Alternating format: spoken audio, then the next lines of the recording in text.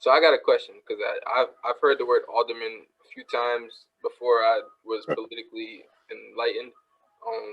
Because I have somebody in my family, Gregory Hadley, God rest his soul, passed away, but he was an alderman. But I never knew what their job was. So if you could just break down what a job, what the alderman's job entails.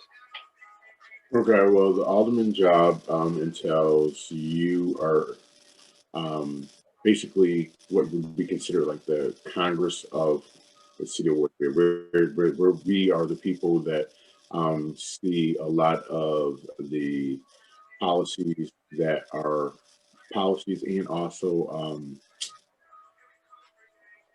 things that are being done for the city of Waterbury, regardless if it's the infrastructure, if there's things that are going on within the school system that needs to be approved as far as payment comes through us. Um, we actually sit in on swearing in of police officers, firemen. We get the notifications when there's new city jobs that are being sent out for either exam or hire. Uh, so it's like a wide gamut of stuff that we do, but majority of the time it's the policy side of it, and the um, infrastructure of the city that we take care of. That's what's up.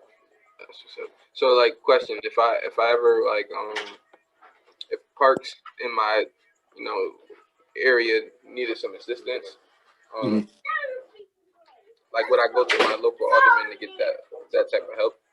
Well, yes, you would, and it's great that you say that about the parks because at one time I actually sat on the parks board as a commissioner, and a lot of people don't realize there's like four major that I would consider that are the four major, with one adding actually would be five. It would be five major boards to sit on besides being an elected official, either mayor, alderman, or board of education, which is parks, fire, police, inland wetlands, and zoning.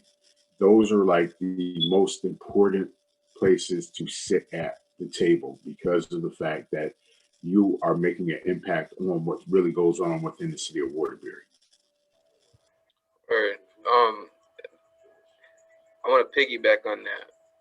It's a same kind of question. So if there's an individual like myself in the community that wants to um, buy property in the community, um, in its city property, what are some steps that you know people can take on seeing the local listings on empty properties or buildings, and then how do they go about that process?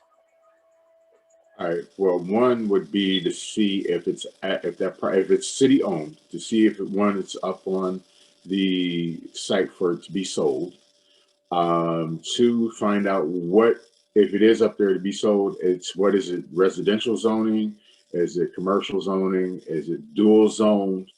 Um, if there's any problems as far as waste or whatever has to be cleaned up, and then from there you just take see what the process is as far as going through corporation council, going through the board of aldermen, because we will actually have to vote on it if it's a city property that's being sold. Um, have to make sure that everything lines up, that it's with the charter and everything. Okay, yeah, I'm gonna definitely we're gonna talk more about that. I want to leave some questions